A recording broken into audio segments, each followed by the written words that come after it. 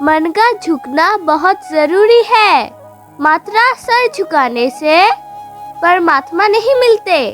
प्रेम से भरी हुई आंखें, श्रद्धा से झुका हुआ सर, सहयोग करते हुए हाथ, सत मार्ग पर चलते हुए पाँव और सत्य से जुड़ी हुई जीभ ईश्वर को अधिक प्रिय है। भरोसा और आशीर्वाद कभी दिखाई नहीं देते, लेकिन असंभव को संभव बना देते हैं। आज हम आपको एक महत्वपूर्ण कथा सुनाने जा रहे हैं। इस कथा के माध्यम से हम आपको बताएंगे इस संसार में सबसे बड़ा दान कौन सा होता है, जिस कारण से पूर्णी की प्राप्ति होती है। कृपया आप इस कथा को शुरू से अंत तक ध्यान से सुनिएगा, क्योंकि अधूरा ज्ञान मानव जीवन में अनेक कठिनाइयों का कारण बन सकता है। कथा आरंभ करने से पहले यदि आप इस चैनल को सब्सक्राइब नहीं किया तो ज़रूर सब्सक्राइब करें, लाइक करें और प्रियजन के साथ भी शेयर करें और कमेंट में अवश्य लिखिए राधे राधे। तो दोस्तों शुरू करते हैं। एक बार भगवान श्री हरि विष्णु जी और माता लक्ष्मी जी क्षीर सागर में अपने आसन पर बैठे हुए थे। तब भगवान विष्णु जी ने देखा कि माता लक्ष्मी जी किसी गहन सोच में है। माता लक्ष्मी जी को गहन सोच में देखकर भगवान विष्णु जी मुस्कुराते हुए बोले, हे देवी, आप निसंकोच होकर अपनी प्रश्न पूछिए। हम आपकी सभी प्रश्न का समाधान अवश्य करेंगे। भगवान विष्णु जी के बातें सुनकर माता लक्ष्मी जी ने कहा, प्रभु, आज मेरे मन में एक जिज्ञासा है। मैं जानना चाहती हूँ इस दुनिया में सबसे बड़ा दान कौन सा है, जिससे पूर्णी के प्राप्ति होती है। तब भगवान विष्णु जी ने माता लक्ष्मी जी को कहा, हे देवी, ये प्रश्न मनुष्य के जीवन में अत्यंत मूल्यवान है। इसीलिए मैं आपके प्रश्न का उत्तर एक महत्वपूर्ण कथा के माध्यम से दूंगा, लेकिन आपको इस कथा शुरू में लेकर अंत तक ध्यान पूर्वक सुनना होगा। तब माता लक्ष्मी जी उत्तर दिया, हे प्रभु, मैं आपको वचन देती हूँ कि इस कथा को मैं पूरी श्रद्धा से सुनूंगी और इस कथा का प्रचार समस्त देवलोक में करूंगी। भगवान श्री हरि जी देवी लक्ष्मी को कहते हैं, हे देवी, एक समय की बात है। किसी नगर में एक राजा राज्य करता था। वो राजा बहुत ही बलशाली, वीर और अत्यंत बुद्धिमान था। इसके साथ ही वो धर्मपरायण और दयालु भी था। उस राजा की रानी भी संस्कारी थी और अत्यंत धार्मिक स्वभाव की थी। दोनों पति पत्नी भगवान भोलेनाथ के परम भक्त थे। वो दोनों प्रतिदिन शिव जी के मंदिर में जाकर उनका पूजा अर्चना किया करते थे। ये उनका प्रतिदिन का नियम था। वो राजा अपनी राज्य के धर्मपूर्वक चला रहा था कि राज्य में कोई भी व्यक्ति दुखी नहीं रहते थे, बल्कि सारी प्रजा सुख और बड़ी भाव से संपूर्ण रहते थे। इसीलिए पूरी नगर में हर तरफ खुशियाँ ही खुशियाँ बिखरी रहती थी। वहाँ का जानवर भी एक दूसरों को कोई हानि नहीं पहुंचाते थे। यहाँ तक एक ही नदी में शेर और बकरी शांतिपूर्वक पानी पीते थे। ऐसे ही दिन बीत रहे थे। राजा की उम्र ढलती जा रही थी और उनके विवाह को भी कई वर्ष बीत चुके थे, लेकिन उस राजा को कोई संतान नहीं थी। हालांकि राजा इस बात को लेकर अधिक चिंतन ही करते थे। वो निश्चिंत होकर अपनी प्रजा के सुख दुख कर ध्यान रखते थे और प्रजा भी उसे अत्यधिक प्रेम और सम्मान देती थी। एक दिन की बात है, वो राजा हर रोज की तरह अपनी पत्नी के साथ भगवान शिव जी के मंदिर के ओर जा रहे थे। तभी अचानक उसने देखा कि सामने वाले घर में एक स्त्री झाड़ू लगा रही है। राजा और रानी जब उस स्त्री के घर के पास से गुजरे तो वो स्त्री उन्हें देखते ही अपना चेहरा फेरकर तेजी से घर के अंदर चली गई। उस स्त्री का ऐसा व्यवहार देखकर राजा और रानी को बिल्कुल अच्छा नहीं लगा। राजा उस समय अपने रानी के साथ भगवान भोलेनाथ की पूजा करने के लिए मंदिर जा रहा था, इसीलिए उसने उस स्त्री से कुछ नहीं कहा और सीधे मंदिर पहुंचकर भगवान शिव जी के पूजा अर्चना की। पूजा के बाद राजा अपने रानी के साथ महल लौट आया, लेकिन महल पहुंचने के बाद राजा ने एक सैनिक को बुलाया और आदेश दिया कि तुम जाओ और नगर के पहाड़ी क्षेत्र में रहने वाली उस स्त्री को अपने साथ महल ले आओ। ध्यान रखना, तुम उसे कुछ भी मत बताना कि क्यों बुलाया गया है, बस उसे तुम हमारे पास ले आओ। राजा का आदेश पाते ही वो सैनिक तुरंत ही उसी महिला का घर पहुंचता है। उस समय महिला का पति भी घर में नहीं था। फिर वो सैनिक उस स्त्री के घर के दरवाजे को खटखटाने लगते हैं और कुछ देर बाद वो महिला अपना घर का दरवाजा खोलता है। सामने राजा का सैनिक खड़ा देखकर वो महिला हैरान होती है और पूछती है, क्या हुआ? आप मेरे घर पर क्यों आए हैं? उस महिला का बात सुनकर राजा का वो सैनिक उससे कहता है, चलो मेरे साथ, महाराज ने तुम्हें राजमहल में बुलाया है, उन्हें आपसे कुछ बात पूछनी है। ये सुनकर वो महिला अपने मन में सोचती है, आखिर महाराज का आदेश है, इसे ठुकराया तो नहीं जा सकता, मुझे आज दरबार में जाना ही होगा। उसके बाद वो सैनिक महिला को लेकर राजमहल पहुंच गया।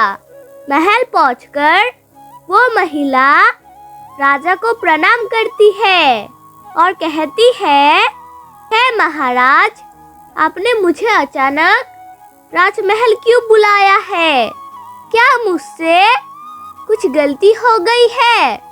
उस स्त्री का बात सुनकर राजा कहता है, तुम मुझे एक बात बताओ, आज सुबह ही जब मैं और मेरी पत्नी भगवान शिव जी के मंदिर जा रहे थे तो तुमने मुझे देखकर अपना मुंह फेर लिया और मुझे आते हुए देखकर तुम दौड़ते हुए अपनी घर में चली गई।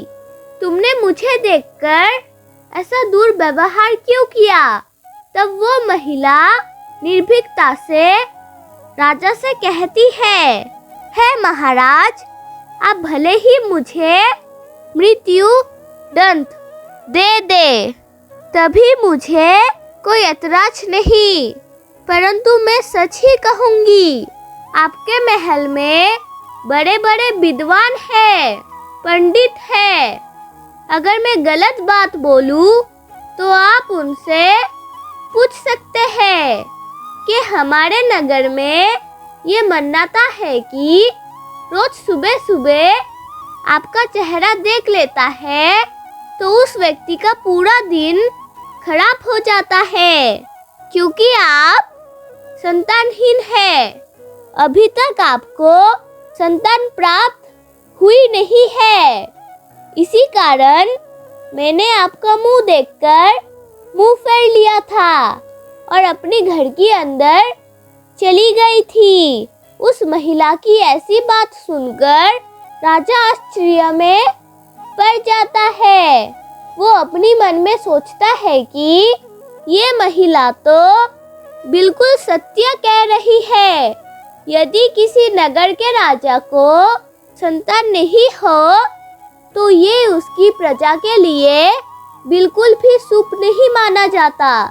उसके बाद राजा उस महिला को वापस अपने घर जाने का अनुमति देता है। फिर राजा अपने मन में विचार करने लगता है कि आप मुझे भगवान शिव जी के मंदिर में जाकर संतान प्राप्ति के लिए योग्य करना चाहिए। ऐसा सोचकर वो राजा अपने कक्ष में लौटकर रानी से कहता है, हमारे नगर के लोग हमारे चेहरे को देखना भी पसंद नहीं करते हैं, क्योंकि हमारे पास अभी तक कोई संतान नहीं है। इसीलिए हमें भगवान शिव जी के मंदिर जाकर संतान प्राप्ति का योग्य करना चाहिए और भगवान शिव से प्रार्थना करते हैं कि वो हमें पुत्र प्रदान करे। राजा की बात सुनकर रानी भी उसकी बात मान लेती है। फिर राजा और रानी दोनों भगवान शिव जी के मंदिर पहुंचते हैं और भगवान शिव जी की पूजा करके संतान प्राप्ति के लिए यज्ञ का आयोजन करते हैं। लेकिन यज्ञ संपूर्ण होने के बाद भी उन्हें संतान की प्राप्ति नहीं हुई। यज्ञ की निष्फल होने से राज्य अत्यंत निराश हो गया। यज्ञ का आयोजन करने वाला पंडित जी भी सोच में पड़ गए। पंडित जी ने मन ही मन सोचा, अब तक जितने भी यज्ञ मैंने किए हैं उनमें से कोई भी यज्ञ आज तक विफल नहीं हुआ है। इसका अर्थ ये है कि शायद इस राजा के भाग्य में ही खोट है। ऐसा प्रतीत होता है भगवान ने इस राजा के भाग्य में संतान भोग नहीं लिखा है। राजा हर संभव प्रयास करके थक चुका था। वो गहरे निराशा में डूबा रहता था। वो दिन रात संतान के कामी के बारे में सोचता और चिंता में खोया रहता था। एक दिन राजा को अचानक एक बात याद आती है कि दूसरे नगर के वन में एक महात्मा जी निवास करते हैं, जिनकी खेती दूर दूर तक फैली है।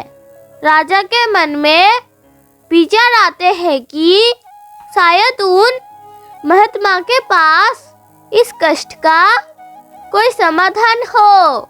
मुझे उनके पास जाना चाहिए। रानी के सम्मति पाकर राजा और रानी दोनों ने एक रथ में बैठकर महात्मा जी के दर्शन के लिए दूसरे ओर प्रस्थान किया। फिर राजा और रानी महात्मा जी के कुटिया के पास पहुंच जाते हैं। वो देखते हैं कि महात्मा जी एक विशाल वृक्ष के नीचे ध्यान मग्न होकर साधना में लीन है। ये दृश्य देखकर राजा और रानी कुछ देर तक खामोशी से खड़े रहते हैं। ताकि महात्मा जी के साधना में कोई विघ्न ना आए। दोनों हाथ जोड़े भी नम्रता पूर्वक खड़े रहते हैं। कुछ समय बाद महात्मा जी अपने साधना से बाहर आते हैं और अपने आंखें खोलते हैं। तब वो देखते हैं राजा और रानी उनके सामने दोनों हाथों को जोड़कर खड़े हुए हैं। वो महात्मा जी राजा को बहुत अच्छे तरह से जानते भी थे, इसीलिए वो राजा को देखकर पहचान लेते हैं और राजा से मुस्कुराते हुए कहते हैं, हे राजन, आप आज अचानक मेरे पास किस प्रयोजन से आए हैं? तब राजा ने महात्मा जी को नम्रता पूर्वक प्रणाम किया और अपनी व्यथा महात्मा जी को कह सुनाई। उन्होंने बताया कैसे पुत्र प्राप्ति के लिए यज्ञ किया और सब विफल गया। ये सब सुनने के बाद महात्मा जी कुछ क्षणों के लिए मौन हो गई और अपनी आंखें बंद कर ली। वो ध्यानस्थ होकर राजा की जीवन का घटनाओं का आंतरिक दृष्टि से अवलोकन करने लगे। फिर महात्मा जी राजा को कहता है, मैं आपके जीवन का एक ऐसा सत्य देखा है जिसे सुनकर आपको कष्ट हो सकता है। आपके पिछले जन्म में किए गए पाप का फल इस जन्म में आपके भाग्य पे भारी पड़ा है। अपने पिछले जन्म में घोर अपराध किया था, जिसके परिणाम स्वरूप इस जीवन में आपके भाग्य में संतान प्राप्ति का योग्य नहीं है। इसी कारण से आपके सभी प्रयास निष्फल हो रहे हैं। महात्मा जी के कथा सुनकर राजा महात्मा जी के चरणों में गिर पड़ा और विनती करते हुए कहे, कृपा करके आप ऐसा मत कहिए, आप ही हमारे दुखों का हरने का कोई उपाय सुझाइए। राजा की ये व्याकुलता देखकर महात्मा जी बोले, मैं आपके कष्ट का निवारण का उपाय बताता हूँ, जिसे करने के बाद आपको अवश्य ही पुत्र की प्राप्ति होगी। इतना कह के वो महात्मा जी अपने कुटिया के भीतर जाते हैं और थोड़ी देर बाद हाथ में एक कटोरी में खीर लेकर बाहर आ जाता है। उन्होंने वो खीर राजा को हाथ में देते हुए कहा, राजन, महल पहुंचकर आप और रानी साहिबा दोनों ही अनाधि के बाद इस खीर को प्रसादी रूप में ग्रहण करना। ऐसे करने से आपको निश्चित ही पुत्र की प्राप्ति होगी। परंतु राजन, आप मेरे एक बात याद रखना, इस पुत्र की आयु मात्र 20 बरस की होगी। जिस दिन आपकी पुत्र की आयु 20 बरस की होगी, उसी दिन उसकी मृत्यु हो जाएगी। महात्मा जी के इस बातों को सुनकर राजा गहरी सोच में डूब गया।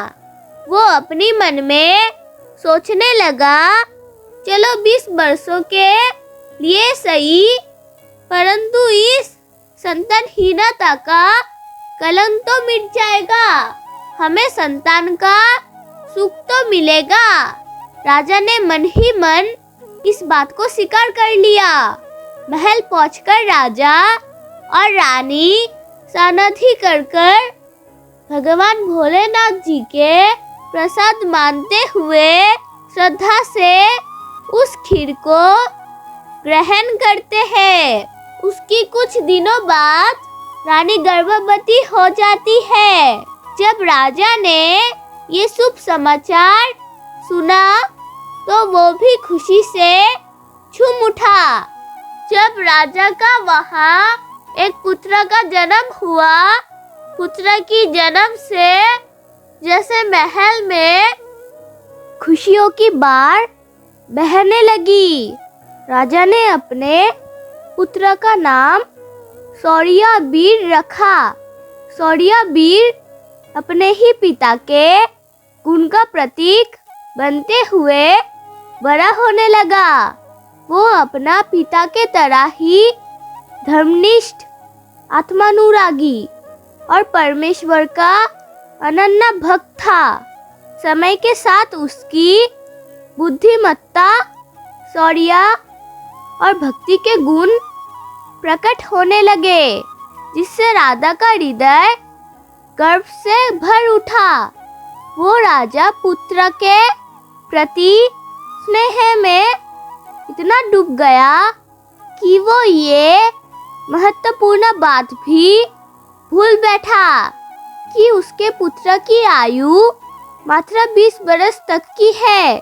फिर एक दिन जब उस राजा को ये बात याद आती है कि उसके पुत्र सौर्यवीर की आयु मात्र 20 बरस की ही है, इसीलिए जब सौर्यवीर की आयु जब 15 बरस हो जाती है, तब वो राजा दिन रात पुत्र की भविष्य को लेकर व्याकुल रहने लगा। एक अरण्य नगर में एक महापराक्रमी राजा का राज्य था। उस राजा की एकमात्र पुत्री थी, जो अपनी सुंदरता और दयालुता के लिए प्रसिद्ध थी। वो बहुत ही दानी स्वभाव की थी, क्योंकि उसने अपनी माता पिता से धर्म और संस्कारों की शिक्षा लिए थी। इसीलिए उसका हृदय करुणा और उदारता से भरा हुआ था। वो सुबह ही उठकर पक्षियों को दाना डालती और अपने द्वार पर आने वाले साधु संत भिक्षुओं को सदा ही आदर से भोजन करवाती थी। कोई भी भूखा उसके द्वार पर खाली हाथ नहीं लौटता था। एक दिन जब सौर्यवीर की पिता को इस बात पता चली कि दूसरी नगर में एक धीरवीर और पराक्रमी राजा राज्य करते हैं, जिसकी पुत्री गुणों की खान है, साथ ही वो अत्यंत सुंदर भी है, तो राजा ने सोचा ऐसी धर्मात्मा और तेजस्वी कन्या के साथ अपनी पुत्र सौर्यवीर की विवाह करना उचित रहेगा। सौर्यवीर की पिता ने अपने पुत्र के विवाह का प्रस्ताव दूसरे नगर के राजा को बताया। उस राजा ने सौर्यवीर की विवाह का प्रस्ताव स्वीकार किया। फिर सौर्यवीर की उस राजकुमारी के साथ विवाह हो गई। वो राजकुमारी न केवल सुंदर थी, बल्कि बहुत ही दयालु स्वभाव की थी। उसने अपने बचपन से एक नियम अपनाया था कि जब तक वो किसी भूखे या असहाय प्राणी को भोजन नहीं करवाती, तब तक वो स्वयं भोजन ग्रहण नहीं करती। उसके माता पिता उसने सेवा और दान की भावना सिखाई थी और उसने उसके जीवन का अटूट हिस्सा बना लिया था। विवाह के पश्चात राजकुमारी का वो नियम ससुराल में भी जारी रखा। हर सुबह वो महल के द्वार पर जरूरतमंद लोगों को भोजन करवाती और अपने हाथों से अन्नदान करती। उसके ये दया भावना देखकर महल के सभी लोग बहुत सम्मान करने लगे थे। धीरे धीरे ऐसे ही समय गुजर रहा था और हर गुजरते समय के साथ सौर्यवीर की उम्र भी बढ़ रही थी। राजा और रानी इस बातों को लेकर मन ही मन चिंतित रहते थे कि उनका पुत्र अब जीवन के अंतिम समय की ओर बढ़ रहा है। उन्हें महात्मा की वो भविष्यवाणी हमेशा याद रहती कि सौर्यवीर की आयु केवल 20 बरस की ही है। उन्हें ये बात किसी और को नहीं बताया था ताकि महल में कोई चिंता का माहौल ना बने। फिर वो दिन भी आ जाता है जब सौर्यवीर के जीवन में मात्र 3 दिन शेष रह जाते हैं। राजा और रानी का दिल भारी हो जाता है। राजा बार बार अपने मन में सोचने लगा कि अब मैं क्या करूं? मेरा पुत्र 3 दिन बाद मुझसे हमेशा के लिए दूर हो जाएगा। क्या कोई ऐसा उपाय नहीं है जिससे मैं उसे बचा सकूं? दोनों इतने दुखी थे कि उन्होंने भोजन करना भी छोड़ दिया, परंतु अपनी पीड़ा को उन्होंने किसी के सामने प्रकट नहीं किया। वो नहीं चाहते कि महल के लोग दुखी हो, चिंता में पड़ जाए। फिर वो आखिरी दिन भी आ पहुंचा जिस दिन सौर्यवीर की आयु पूरी होने थी, उसकी मृत्यु होनी थी। फिर उस दिन जैसे ही सुबह हुई, राजा और रानी अपनी चिंता और दुख से व्याकुल होकर भगवान भोलेनाथ की मंदिर में बैठकर उसकी पूजा अर्चना में लग गई। वो दोनों भोलेनाथ से प्रार्थना करते हुए कहने लगे, हे प्रभु, आप कृपा करके हमें पुत्र की मृत्यु होने की दुख को सहन करने की शक्ति दीजिए। उधर राजकुमार सौर्यवीर की पत्नी दैनिक धर्म कर्म की काम में लगी हुई थी। हर दिन के तरह वो भूखे गरीबों और निर्धनों को भोजन करा रही थी, पक्षियों को दाना डाल रही थी और जरूरतमंद की सहायता में लगी हुई थी। उसे अपने पति के बारे में कुछ भी पता नहीं था, इसलिए वो निश्चिंत होकर अपने कार्य में मगन थी। इसी बीच यमलोक में धर्मराज जी ने देखा कि आज राजकुमार सौर्यवीर के मृत्यु का दिन है, तो उन्होंने 2 यमदूतों को तुरंत ही बुलाया और उन्हें आदेश दिया, जाओ और आज से कुछ समय बाद राजकुमार सौर्यवीर की प्राण उसके शरीर से निकलकर अपने साथ यमलोक ले आओ। परंतु ध्यान रहे कि उसकी मृत्यु एक विशेष कारण से होनी है। उसकी मृत्यु एक सांड द्वारा पीछे से ठोकर मारने से ही होगी। जब वो सांड राजकुमार सौर्यवीर को पीछे से ठोकर मारेगा, तभी उसके प्राण हमारे आ सकेंगे। इसीलिए तुम दोनों एक सांड के पास जाकर राजकुमार सौर्यवीर के मृत्यु के लिए प्रेरित करो। धर्मराज के आदेश अनुसार वो पृथ्वी लोक पहुंच जाते हैं। दूसरी ओर धर्मराज की माया की प्रभाव से एक सांड ने अपने मन में सोचा कि आज मुझे राजमहल के सुंदर बगीचे में प्रवेश करना चाहिए। मुझे देखना चाहिए राजमहल का बगीचा कैसा है। वो सांड धीरे धीरे महल के बगीचे में जा पहुंचा। संयोग से ये वो ही बगीचा था जहां राजकुमार सौर्यवीर प्रतिदिन टहलने के लिए आते थे।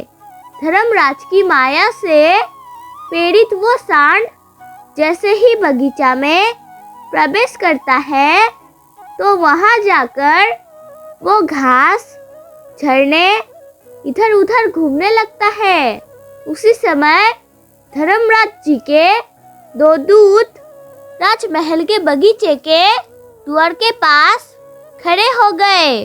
वो दोनों बगीचे के भीतर की गतिविधियों पर नजर बनाए रखे थे। कुछ समय बाद राजकुमार सौर्यवीर उस बगीचे में टहलने के लिए पहुंचते हैं।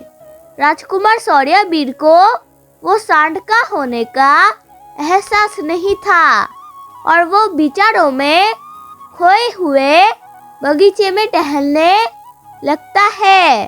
तब वो दोनों यमदूत अपने मन में सोचने लगता है, अब बस थोड़े ही देर में राजकुमार सौर्यवीर की आयु समाप्त होने का समय निकट आ जाएगा।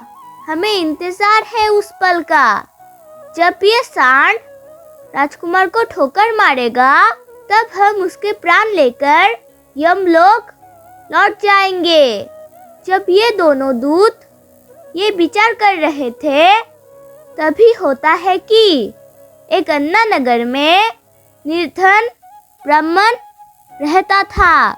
उस ब्राह्मण की एक पुत्री थी जिसका समय रहते उसका विवाह कर दिया था, लेकिन दुर्भाग्य से उसकी बेटी का पति एक दुष्ट प्रवृत्ति का व्यक्ति था जो बहुत ही मदिरा पान करता था, जुआ खेलता था और बड़ा स्त्री साथ संबंध बनाता था।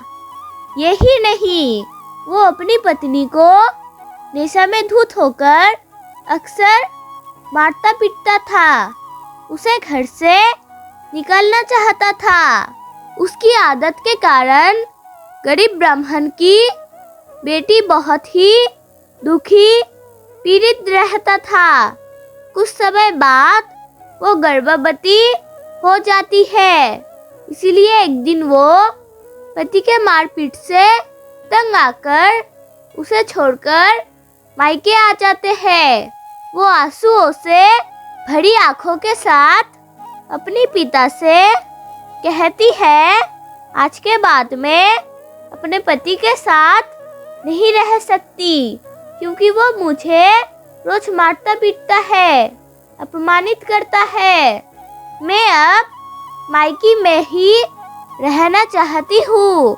उसके पिता बहुत ही वृद्ध हो चुका था और उसकी कमाई का कोई ठोस साधन नहीं था, जिसके कारण उसे प्रतिदिन नगर के विभिन्न घरों में जाके भिक्षा मांगनी पड़ती थी ताकि वो किसी प्रकार अपनी और अपने परिवार का पेट भर सके। जब उसकी बेटी का गर्भकाल पूरा हुआ, उसने एक सुंदर पुत्र का जन्म दिया, लेकिन जन्म देने के बाद उसे बहुत तेज भूख लगने लगी। उसे भोजन की आवश्यकता थी। प्रसव के बाद भूख कई गुना बढ़ जाते हैं, इसीलिए वो अपने पिता से भोजन मांगने लगी। दुर्भाग्यवश उसके पिता सुबह से ही भिक्षा के लिए नगर नगर गए हुए थे, परंतु रोज रोज भिक्षा मांगने के कारण उसी दिन किसी ने उसे भिक्षा नहीं दिए थे। इसीलिए वो खाली हाथ ही घर लौट आते हैं। इधर उसकी पुत्री भूख से व्याकुल हो रही थी। जब दिखा उसके पिता खाली हाथ लौटा, तब उसकी पुत्री दुखी होकर रोते हुए पिता से बोली, पिताजी आप मुझसे भूख सहन नहीं होती। पूरे 3 दिन बीत चुके हैं और मैंने भोजन का एक कण भी नहीं खाया।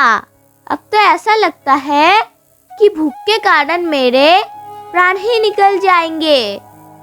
तब तक उसकी पिता ने कहता है, पुत्री मैं कुछ ही देर में लौटूंगा।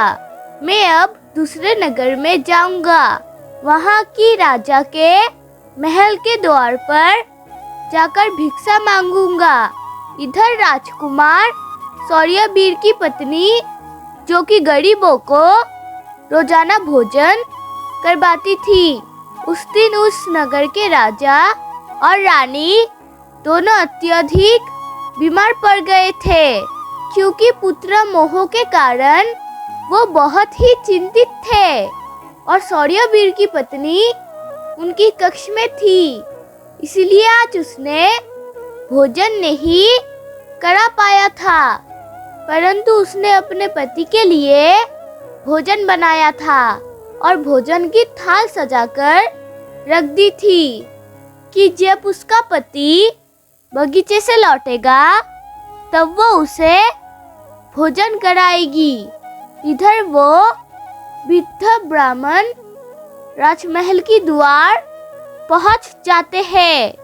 जब राजकुमार के पत्नी ने उसे देखा तो उसके मन में उस वृद्ध ब्राह्मण के प्रति दया उमड़ आई। उसके बाद वो वृद्ध ब्राह्मण उसकी तरफ देखकर विनम्रता से कहता है, हे पुत्री, यदि मुझे इसमें से कुछ भोजन मिल जाए तो तुम्हारा बड़ा ही उपकार होगा। राजकुमार पत्नी को उसके बात सुनकर बहुत दया आई। उसने सोचा, यहाँ तो कोई गरीब ब्राह्मण है, भूखा है और मुझसे कुछ भोजन मांग रहा है। ये सोचकर वो भोजन देने के लिए तैयार हो गई। लेकिन अचानक वो सोचने लगा, ये भोजन तो मैंने अपने पति के लिए बनाया है। अगर मैं उसे इस भोजन दे दूंगी तो मेरे पति क्या खाएंगे। लेकिन अगले ही पल उसने सोचा, मेरे पति तो अभी बगीचे में घूमने के लिए गए हैं, तब तक ये भोजन मैं गरीब ब्राह्मण को दे देती हूँ और जब मेरा पति वापस आएंगे तब मैं उनके लिए नया भोजन बना दूंगी। यहाँ भूखे ब्राह्मण के सहायता करना अधिक आवश्यक है। अपने मन में ये सोचकर राजकुमार की पत्नी ने अपने पति के लिए बनाया हुआ भोजन उस भूखे ब्राह्मण को दे दिया। उसके बाद वो ब्राह्मण भोजन की थाली लेकर जल्दी जल्दी घर आ गया। उसकी पुत्री 3 दिनों से भूखी थी।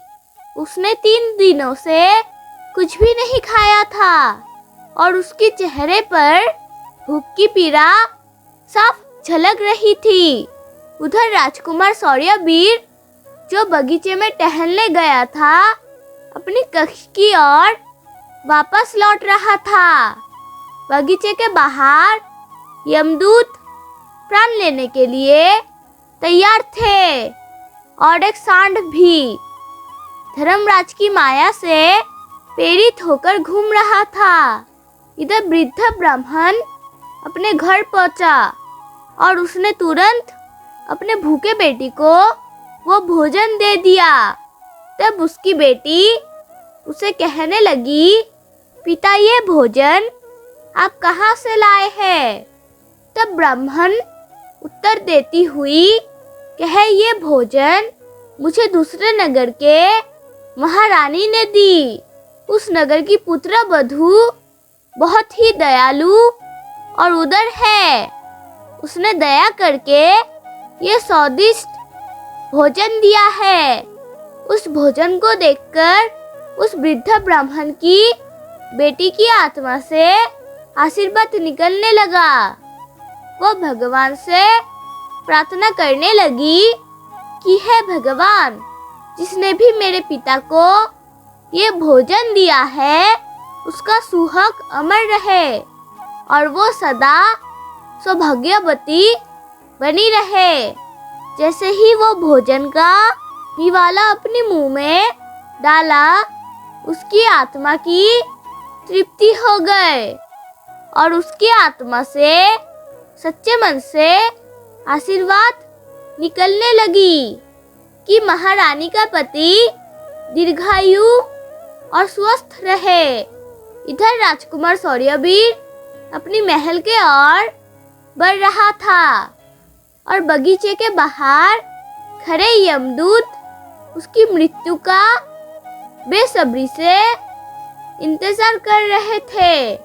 परंतु जब राजकुमार जैसे ही उस सांड के सामने पहुंचा तो सांड उसे तुरंत पीछे से ठोकर मारने के लिए अपनी ताकत जुटाई।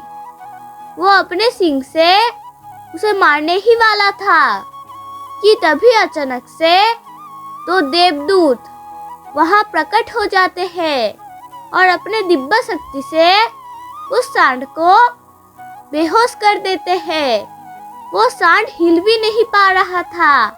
उसमें आगे बढ़ने की बिल्कुल शक्ति नहीं बची थी। सांड ने मन में सोचने लगा, ये मुझे क्या हो गया? अभी तो मैं इस राजकुमार को पीछे से ठोकर मारने आया था और अब मैं खुद ही चलने में असमर्थ हूँ। कुछ भी समझ नहीं आ रहा था। ये सब कैसे क्यों हो रहा है? ये सब उस ब्राह्मण की भूखे बेटी का आशीर्वाद का प्रभाव था जो उसने भोजन करते समय दिया था।